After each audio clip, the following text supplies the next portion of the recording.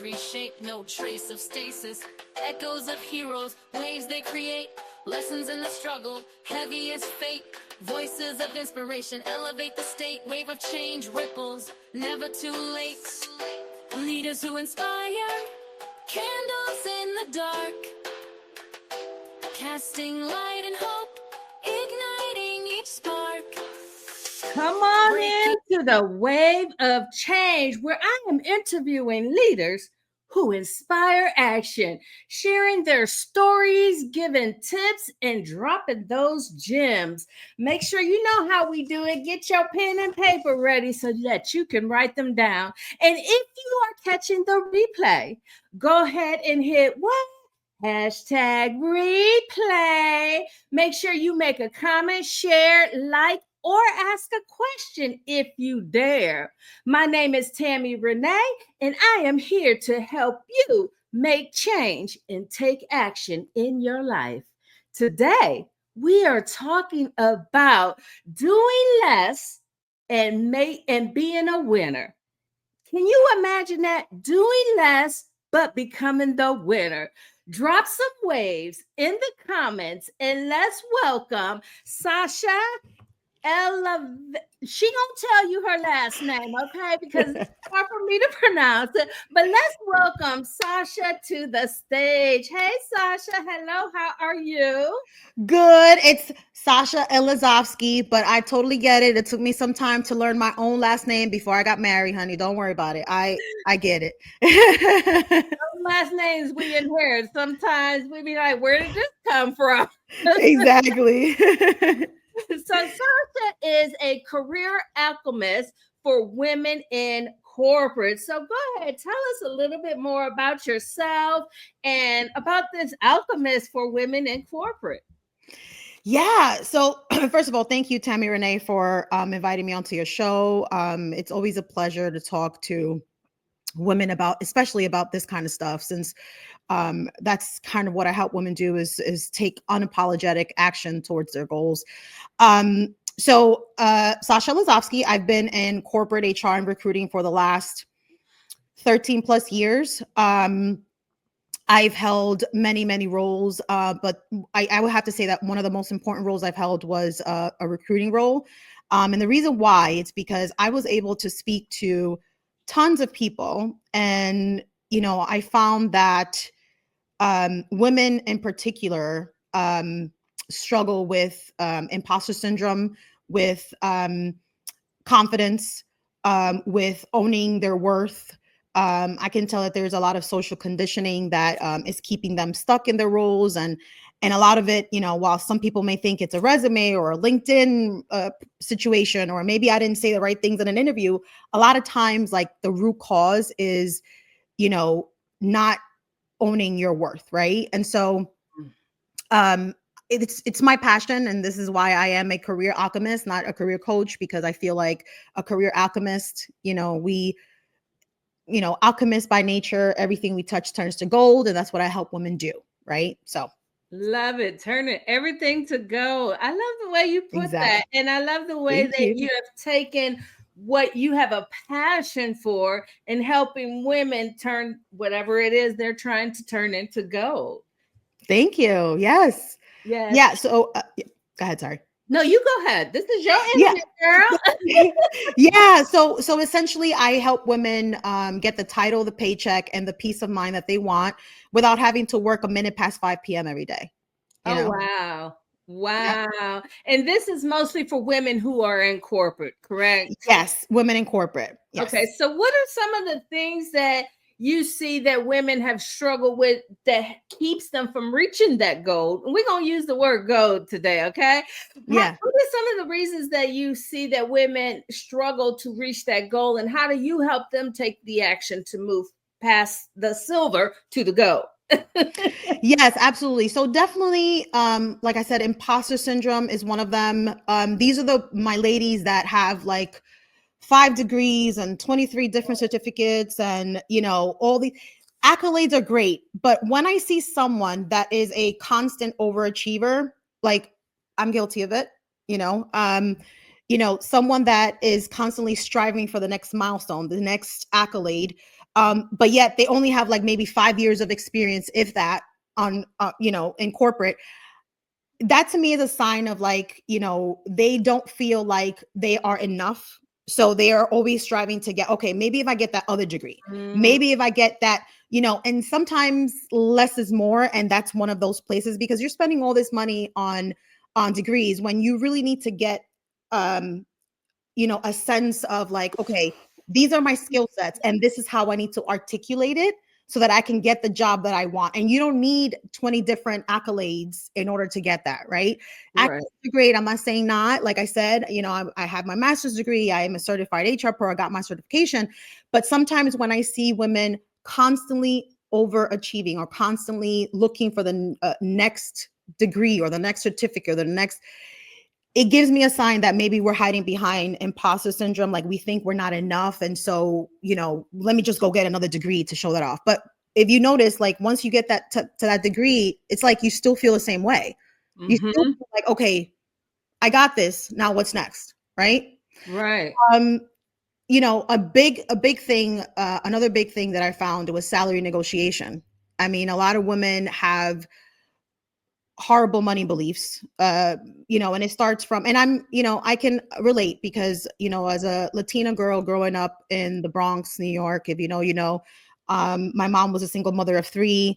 So I always felt, it took me a long time to realize that I was,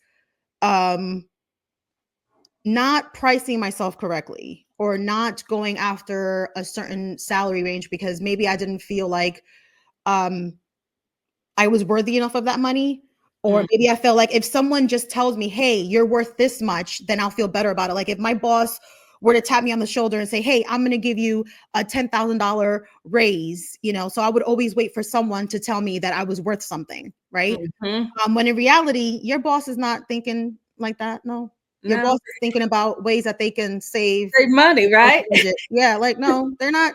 I promise you, they're not thinking like that. No. Right. So I want to touch on something you just said before we keep moving so that I don't forget. So you're talking about corporate women, but I want to bring that back to entrepreneurs also and how it relates to entrepreneurs, because based on what you say, we struggle with the same thing. And I'm going to use me for an example. So for 2 years, I've been building, it's 3 years now, but for the first 2 years building my business, I never felt like I was enough. And you know how much money I spent in investing myself? Oh my gosh. Yes. And the coaching is not cheap. The training they want to give you, the coaching. And then I started getting to the point where I already know this stuff. Why am I feel like I'm starting to go backwards. And that's what I had to come to the conclusion to. That I was just taking these things to kind of like maybe satisfy a need to make me feel like I was enough because I didn't see what other people were seeing in me. It was it was self-sabotaging myself, And so we can relate exactly what you are talking about to entrepreneurship for women who are trying to be successful and leave a legacy, right? And then you talked about the money. How women in corporate are scared to ask for that money because they may not feel like they're good enough, or, this is what they say they can give me, so this is what I'm going to take. It's the same thing when we have our own business and we're trying to sell a product. And for the first 2 years, I gave myself away for free because I didn't want to. And I would say for me, it was, I didn't feel like maybe I wasn't educated enough to ask for the money. And the other thing is I didn't want to offend anyone. And I just wanted to help and give them this. And so it was really hard to ask for the money because I thought I was doing God's work. Let's just give it away, right? So I love the way that this can kind of relate to both. So if you are an entrepreneur out there, remember this message is for you too. But definitely corporate woman, you're going to go look Sasha up. She going to help you get to that goal. Yes, exactly. Exactly. And you said something, you said, I'm doing God's work. So why should I? And here's the thing, especially the spiritual people, the spiritual entrepreneurs. I feel like we all struggle with this because I also, for a while, like one thing people don't know about me, a lot of people don't know about me, is I'm also a tarot reader. But I'm not a fortune teller. I tell people, like, the way I use tarot is very different than, like, here, $1 a minute kind of, like, sort of phone calls or tarot readings that you would get. So a lot of when I was in these groups of, like, spiritual people, and a lot of them felt like you shouldn't even charge for your services because, like, this is something, this is a gift, right? But it's essentially why it's a gift that you should charge, because it takes so much energetically out of someone to be able to provide these services, and to be able to make sure that the person can give 100% of themselves. There has to be a transaction of some sort, right?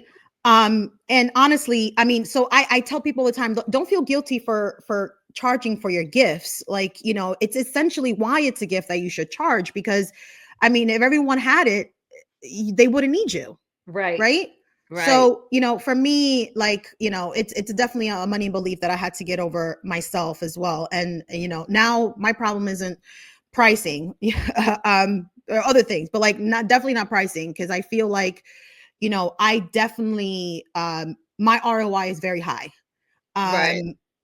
So I don't, you signing on with me, my best interest is to get you results, and you will get results. So with that said, I do deserve to get paid for the work that I provide for you. Yeah. Essentially, if you're not asking for it, you're helping everyone else create their lifestyle, but you're not really creating your own, and you're just sitting here struggling, wondering why ain't it coming to me, right? Exactly. You put it beautifully right there. Yep. Yes. So when someone is trying to negotiate a salary or their pay, what is some advice that you can give them to make them stand strong in their feet? Like, yes, I deserve this. Yes, this is for me. Instead of backing back and letting everyone else dictate what they are worth. So it's so funny when you put it that way. I'll tell you why. Because we have so much advice now about men, dating men, and non-negotiables, right? You don't want, the thing now is, like, you don't want to take a first date from a man that takes you to the Cheesecake Factory, right? You don't want to, like, there's so many rules now about dating. Like, don't, if they text you this, if they text you that. So there's something about careers and dating that I find so many similarities with. And I'll tell you why. Because just like with dating, you need to write down your non-negotiables. With careers, you also have to take out a piece of paper and write down, what are the 10 things, or what are the 5 to 10 things that I absolutely need, right? For me to be happy, right? So as a mother, for example, my thing is flexibility. I need a position, right, where I need to have, I can't work till 5 p.m. straight every day. Like, I can't be, like, if someone is going to tell me, oh, you're not on, like, you have to be straight from 9 to 5. To me, that won't work, because I have to pick up my kids at 3 p.m. and I have to take them to Taekwondo. I will always make sure my work is done. And maybe after I pick them up from Taekwondo, I'll be on the computer, or maybe after they sleep, I'll be on the computer for 3-4 more hours. But I can't be in a very, like 9 to 5 straight environment, right? So that's just an example, right? So always write down your non-negotiables, because when people are presenting an offer to you, you'll be able to say, and you won't waver. Just like when you have your non-negotiables and a man is presenting to you, like I say, I always go back to dating. And a man is presenting to you, well, I want to take you here, I want to do this, I want to do that. Or you start to realize, like, wait a minute, that's not part of my deal. That's not part of what I am comfortable with, right? So this is a situation where, there has to be a give and take. So number one, always have your non-negotiables on paper so that you know where to negotiate and how. So for example, if somebody comes with a salary of like 100K, but you really want 110, right? Could you negotiate, like, and it's like, let's say it's a hybrid position. Could you negotiate a whole 100% remote role if they can give you 105? So you meet them somewhere, right? So always know your non-negotiables, because that way you know what you can negotiate in and what you can negotiate out, if that makes sense. Yes, Okay. it does.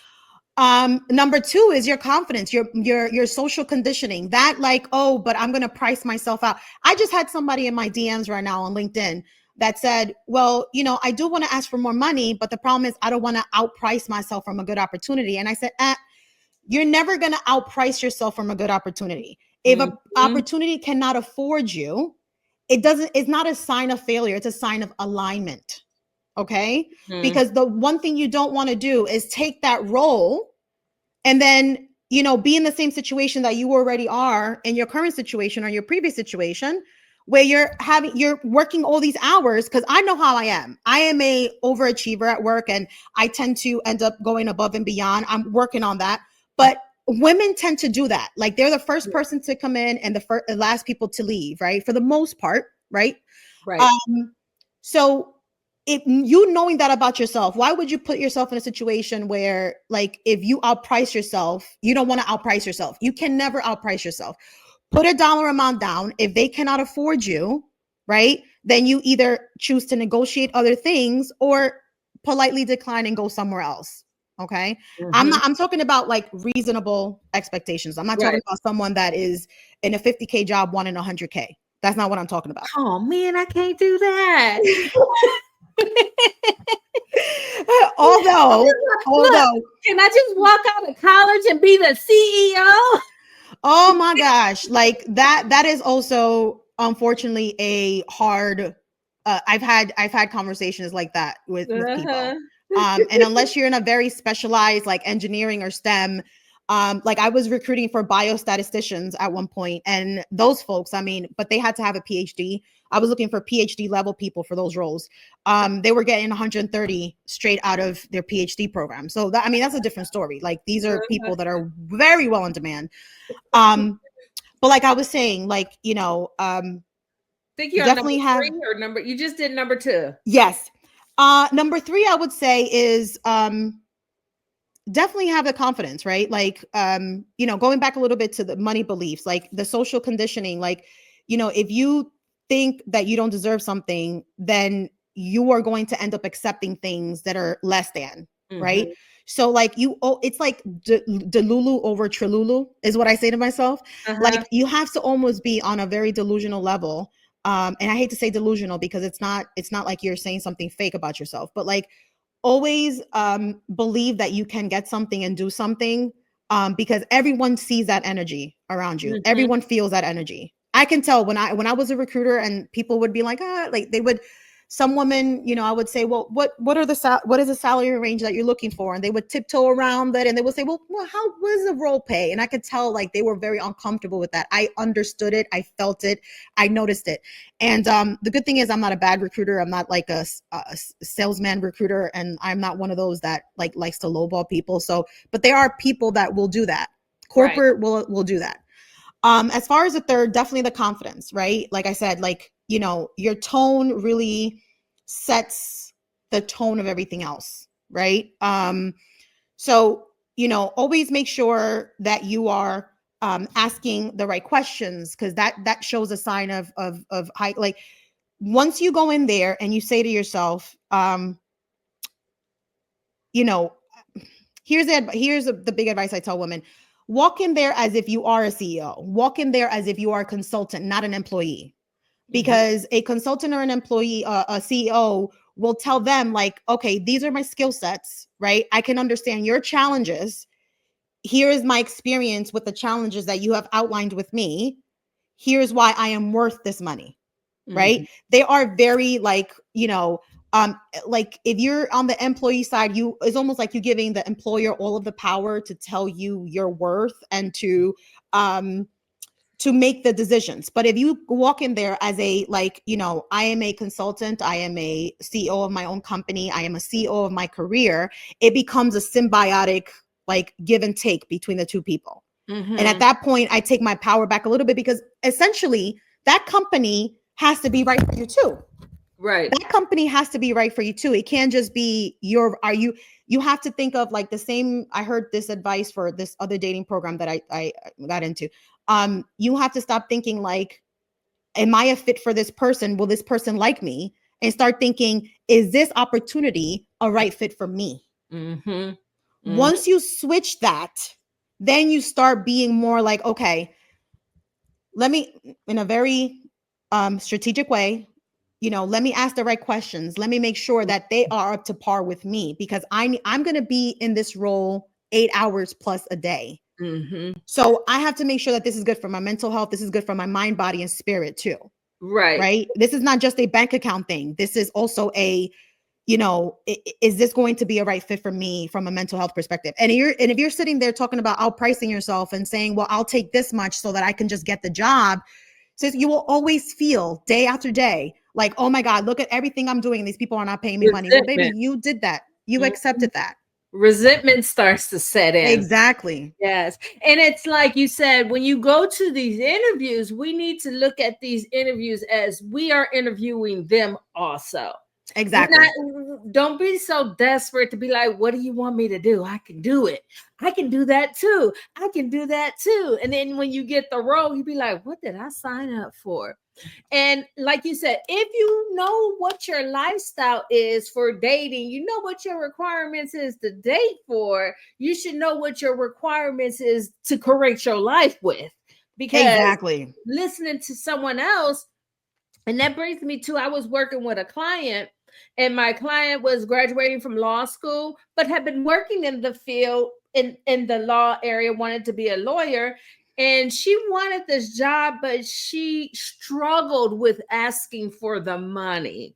mm-hmm. But she knew she was worth it because she had not only some experience, she just graduated from school with her law Mm-hmm. degree. And everyone around her. So this is where a struggle comes in when you're listening to other people. But everyone around her said, oh no, you can't walk in asking for that amount. Oh no, you just beginning. You can't do that. You just graduated. And yes, it was more than what her colleagues were making, but she felt she deserved it and she was worth it. So we talked about it. And I told her, if you believe it, you need to ask for it. Don't ask for it because you're trying to be greedy or you just think that, oh, let me just try this. You really have to believe it to feel it and then making that happen. So she took my advice and she went for it and she got it. And she got what she asked for. Even though her parents, her friends, and everyone around her kept telling her, oh, you can't ask for that much money. Well, why? Because she's a Black woman? Why? Let me tell you something. Let me tell you something. It's a lot of boomers, and I'm a millennial, right? So I know growing up, like, for example, one day me and my mom were having conversations, and she couldn't believe how much I was making in corporate, because for her, like, my mom wasn't an educated woman, and she had to take what she had to take. She had to take opportunities out of survival. Mm-hmm. And so she was like, well, how can you get this, or how do you do this? And she was so confused. And it's like, listen, sometimes it's a matter of like negotiating, like sometimes it's a matter of just negotiating, right? Because a lot of times, like, okay, let me paint this a better picture. So there was a conversation I had with a gentleman who was very upset about the fact that, all these younger people, like, I'll never forget this conversation. All these younger people, are making so much money, and, they're doing like, half of the work that I used to do. Like, these people are not like, they just want to do less and less. They're so entitled. But the thing is, like, if you're able to go in and negotiate your money, ask for what you want, and you got it, there's nothing that's stopping you. And I feel like a lot of these older generations, I wouldn't say the thing is mad, but like a lot of them, they had to take what they had to take.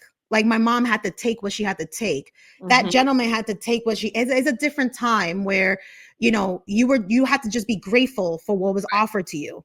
And that was it. And that's what you did. So when they see all these new people up and coming, getting all this money and you know, working differently, they don't necessarily like that because they felt like, well, I had to, and I had to, and I had to. And it's like, you know, I'd stay away from those types of beliefs. Like when people are like, well, when I was, and I had to do it, and when I started, and I'm like, yeah, but where is it different? Like I'm a different person, different situation, different scenario. So like if you're starting to hear a lot of that, get away from that. Like, you know, if you're not getting, like, even if I, for example, like when I first started, I made a certain amount. I'm not going to stop someone else from like, well, because you're starting, I suggest you start just there. No, I'm not going to do that. Why would you stop someone from just negotiating, going at, because all the worst they can do, those people, is say no to you.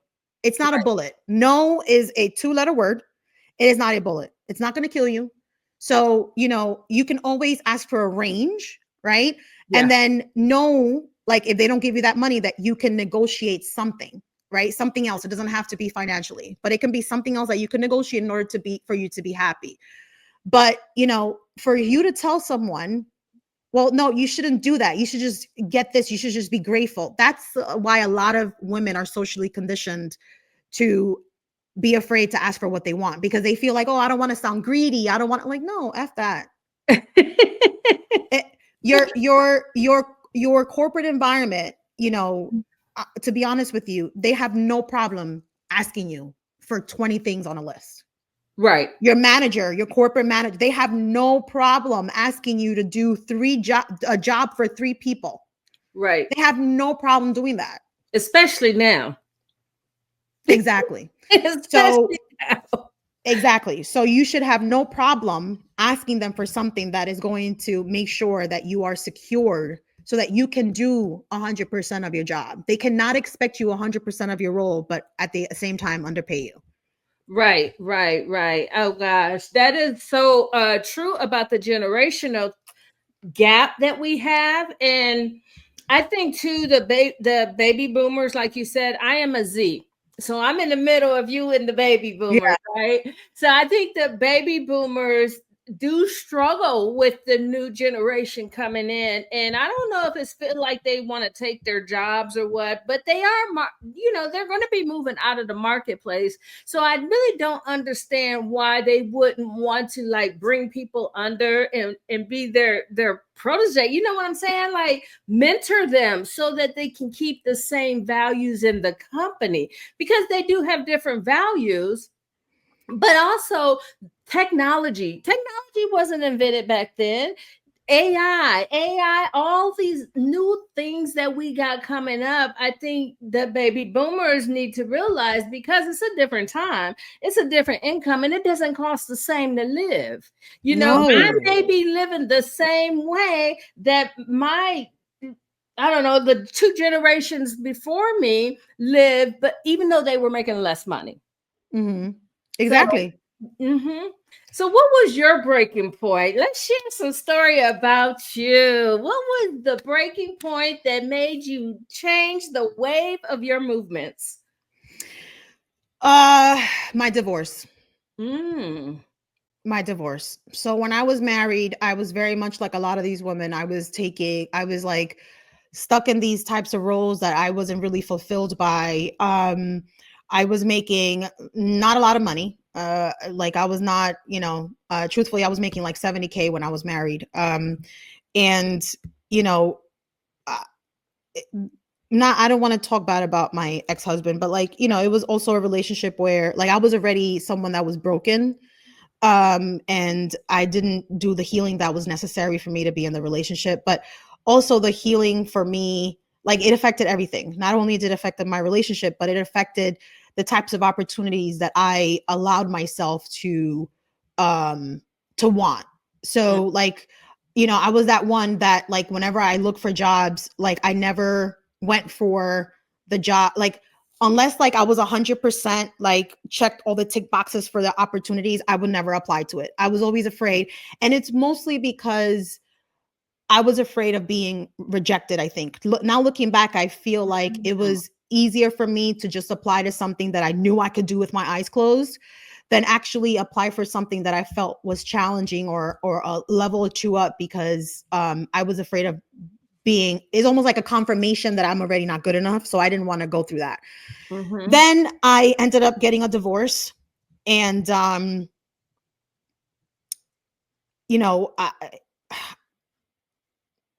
my divorce lawyer of all people was like, I was telling him, I was like, what am I going to do now? Because I had lost my job due to COVID, because I filed for divorce in 2020. He was like, of all people, he said to me, he's like, you have amazing earning potential. I don't think you realize how great of an earning potential you really have. You have a master's degree. You have all these years in corporate. You have an HR certification. You can absolutely, like, don't listen to anybody telling you that, you don't have what it takes. You can definitely go out there and ask for what you want and get what you want. So boom, that was like like almost like a light bulb that went off. My divorce lawyer of all people. And then that's when I started to apply to roles that I was scared to apply to before. And my network, I started telling my network, this is what I'm looking for. This is what I want. Let me know. About like a month later and change, one of my former colleagues sends a role to me. And it, like I said, it was a role that, like, in my previous job, my company did not want to train me for, because they're like, you just don't have experience. Like, corporate red tape is crazy. Like, they have this thing where you need to have experience to move in, but they don't want to give you the opportunity to show your chops. So I ended up interviewing.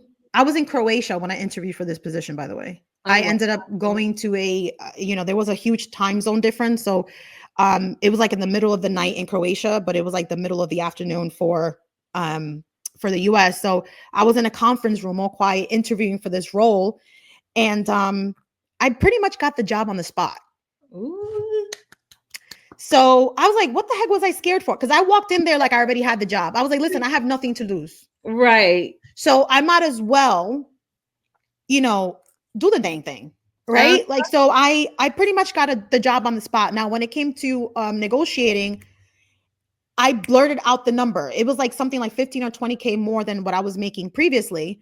And I got it. So for me, like, yes, it's not always the case where you're going to, because in the next role, this is how I was able to get 35K increase in less than 2 years, because a year later, that same colleague ended up sending me another job. But I was still working this job. So I had a job. I was all settled. I was making, tons of money, because it was also commission on top of the base. And then she's like, hey, there's this opportunity that somebody else reached out to me, and I think you'd be perfect for it. Let me know if I should tell the recruiter to reach out to you. I was like, oh yeah, you could do that. That's another thing. I was happy in my role, but I was open to more opportunities. You always want to be talking, because you just never know. Always have conversations, because you never know where that's going to take you. And the best time to negotiate your salary is when you're happy, not when you're like, desperate, going crazy. Exactly. So I went for that role. I got the role. And then they came down. They came with this number that I'm like, oh, absolutely not. This is what I am making. This is what I am currently making. I would need to make a certain. So they came back with a number. They came back maybe 5. It took some time. It was like maybe 3 rounds of negotiation, 3 rounds of like going back and forth. But I stood my ground. Some people don't even some people don't even get to the first round of negotiation. So I was very proud of myself that I ended up like standing my ground and going back and forth and like sticking my guns, because I knew they wanted me and I knew they liked me. Right. I knew it. I knew that they did, because I can tell certain things in the conversations. I can tell, and I know it's difficult for them to go back into the drawing board. So I knew I was a very good candidate. So I said to myself, listen, I have nothing to lose. And I negotiated my way into that. So, when I tell women, like, it's not because I'm just shooting stuff out of my butt. Like, I've lived it. I know what it feels like to not have confidence in yourself. And then boom, like, it's almost like you hit rock bottom and you're like, you know what, something has to change, because, I had 2 kids after my divorce. Like, obviously, like, I had 2 kids that depended on me. So I needed to make sure that I made the money and that I set an example for my daughter. Yes. So that kind of clicked in my head, and I said, no, we can't do the same things. We can't do it the same. We have to do things a little bit differently from now on. And once I was able to do that and got success out of it, I said, what the heck was stopping me before? So Conditioning. exactly. Like, oh, I don't want to price myself out. Like, no. So it's what I help women do. Mhm. The conversations that I help women have, and I've helped tons of women, throughout my career do the Mhm. same. And it wasn't until things changed for me, like my divorce, that I started really applying, practicing what I preached. And after that, forget about it. Once I practiced what I preached, it became like, it became easy for me, because now, even as an entrepreneur, it's very easy for me to charge what I charge, because I know what Right. I can do for people. Right. And You you have know? the proof in the pudding, right? Exactly. So I Exactly. want to touch on a couple of things through your journey and your story that I think is very important for people to hear, because one of the things you talked about before your divorce, do you think a lot of women are scared, or they get that block in them because they don't want to outprice their husbands? Hmm. Sometimes, husbands, they're considered the breadwinner of the family. And so outpricing, going for a job that makes more money than their husband. Now, it might not be so much today in this economy, but the generation that you would need, that would want to work with you, they may still be struggling with that mentality. What would you say to someone like that? Well, let me tell you, in my situation, my ex-husband always made way more than I did. I mean, the guy is a head of IT audit today in a banking company. So as you can imagine, like he always made, I mean, his negotiation levels are completely different. This man is negotiating stocks and all kinds of stuff at his level. But why that affected me is because I always felt like, because I made 70K compared to him, so I didn't feel like, it just sort of further confirmed that I wasn't good enough. I wasn't I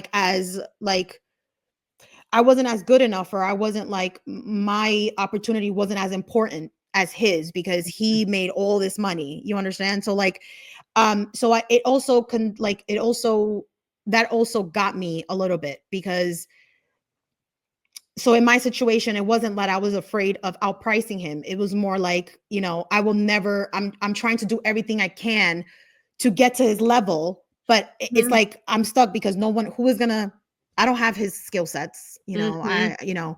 He's a very intelligent man, very connected man. So like, I don't have that. So how am I gonna get to that place? Like, I always felt less than, in my Mhm. situation. Mhm. But what I will say is this, for those women that feel like they're gonna outprice their husbands, um, ultimately, you're still allowing someone else to make a decision for you. Mhm. Ultimately, you're still allowing, and if a man is very like scared of getting paid, making less than you, um then that's something that it sounds like a conversation for a family therapist, because let me tell you, like, Mhm. thoughts are the most damaging thing, right? Because thoughts are not reality a lot of the time. So like, if a man feels like they're not going to be a man, or they're not, that sounds like something that needs to be talked through with a professional and you, because otherwise you're always going to work just as much as you can continue to be in that same level you're at. You're Right. never going to grow. If you really want to grow, you're never going to be able to grow, because you're always afraid of outpricing this person. So are you really truly going to be happy? Mhm. And maybe, does the person need to, because that's another thing. Like, I will never stoop myself down to a level. So if somebody is upset that I'm reaching their level or gonna outprice them, then they need to rise to the occasion. Like, okay, so what are you doing? Like, Uh-huh. if you don't want me to make more, so what are you doing? Like, are you doing something to make sure that you're making more? You know Mhm. what I mean? Like, I don't go down levels. So if someone doesn't want me to reach them, or first of all, that's kind of like a really horrible energy to have in your marriage. So that's something that you need to consider. Mhm. Um But, have them rise to the occasion then. Like, why are you stopping me? Why are you capping me? Rise to the occasion. Right. So, women who struggle with that, and I don't know, there could be someone on here listening, but women who struggle with that, again, it goes back to letting other people dictate who you are and what you can be, right? So, what about divorce clients? Because you mentioned your breaking point was your divorce. So, do you attract a lot of women who maybe have had these jobs because they've been married and they didn't need to work as much or hard because they've been taking care of the family, and now they're getting divorced and they have to start stepping up because now they have to provide for themselves. They don't have this extra income from a spouse. How do you handle women who basically, if they're coming out of divorce, or do you attract a lot of women? Because that would be interesting to know because of how it happened for you through divorce. You know what? I can't say that I attract too many divorcees. What I do attract are a lot of moms. Okay. And let me tell you something. Divorced moms and married moms, it's really not much of a difference, depending on your situation. Because I was a married woman, but like I definitely I mean, my ex-husband is a great dad. Don't get me wrong. Like, we share 50-50 custody. He takes amazing, care of the kids. But, he comes from a cultural background where the woman, take care of the kids in the house. So even though I was working probably more hours than he was in a week, and making less, I was still, like, it was still a thing where, like, if the food is not done, like, it's kind of like, okay, are you useful or not? Like, so because in that culture, it was very much about like how you take care of the home and not like, how you are in corporate. And so, so I truly felt that I was a single married woman for a lot of our marriage. I was very alone. So the difference now as a divorced woman is I get to wake up and go to sleep whenever the heck I want. And yeah, I bought a home, so I am responsible for, making sure that the lawn is mowed and making sure that, like the repairs are done and things like that, something I didn't have to worry about before. But, when it came to the kids and responsibilities, I mean, there's not much of a difference with that. The difference is now you have a little bit more control. I was going to say the difference is now you have one job instead of two. So now I'm taking care of 2 children instead of 3. Right. Oh, wow. So is there anything else you would like to share that maybe we did not touch on at this point? Yeah, no, like, listen, definitely, going back to the topic at hand where you're, doing less and making more, right? And be successful. Like, definitely have your, your boundaries in line, right? If you're working 50, 60-hour weeks, if you cannot do your job in 40 hours, that's not a job. They either bamboozled you or you're too much of a perfectionist. And so you need to consider that, whatever salary that you negotiate, let's say you negotiate $100K salary. If you're typically the type of person that overworks and goes above and beyond, you have to think about what you're really taking on an hourly rate. Like, you think you're taking an hourly rate of, I don't know what the math is, but really, if you're always consistently working 50, 60-hour weeks, you have to think about how much you're really, really making. So definitely make sure that your lifestyle reconciles with your bank account. And stop, set boundaries for yourself. Sometimes setting boundaries for yourself is just as important as setting boundaries for others. Like, I am going to turn off my computer at 5 p.m. Yes. Whether things are done or not. It's not rocket science. Okay. Yes. All right. So yeah, super important. I preach that a lot too, because I'm like, you have to rest. And I used it in a way as, do you rest when you need to, or do you rest when you have to? Because waiting till we have to is when we reach burnout, right? And we don't Yeah. have that extra room for negotiating or anything, or even to create our own lifestyle because we're burnt out. So I am a big believer on boundaries also, and resting when you need to, because I Mhm. find when we rest when we need to, opportunities show up. So that opportunity for that raise might just show up while you're resting. Exactly. That Exactly. email come through and be like, whoop, here you go. You got the job. Exactly. But other than that, Tammy, I do have a newsletter for corporate women. It's called the Corporate Glow Up. It's a free subscription, but it's, on a weekly basis, I'm sitting there writing sort of like the cheat codes of how women can grow in corporate, Uh-huh. on their terms. So definitely check it out. Yes, give us that website. Tell them where they can find it. Yeah, it's called thecorporateglowup.com. Yeah, and like every week I post like, new ways or new cheat codes or new strategies or tips that women can use to grow in corporate. And it has helped many women so far. Cool. I really like that. Thecorporate.com. Oh, wait, thecorporateglowup.com. Exactly.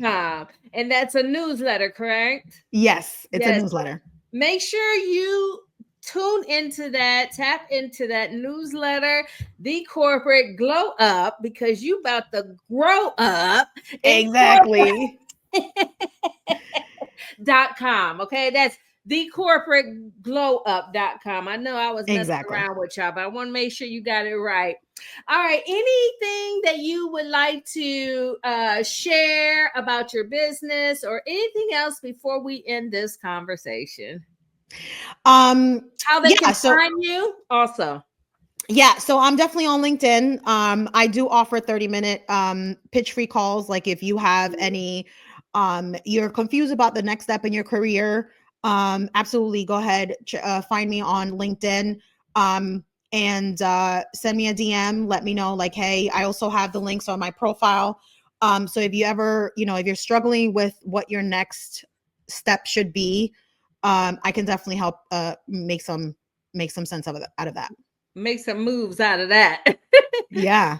All right. I want to thank everyone, and everyone drop some waves in the comments for Sasha sharing her tips, her gems, and all of her advice. Make sure you go check her out if you are in corporate and you're trying to glow up in your career. Talk to you later. Bye.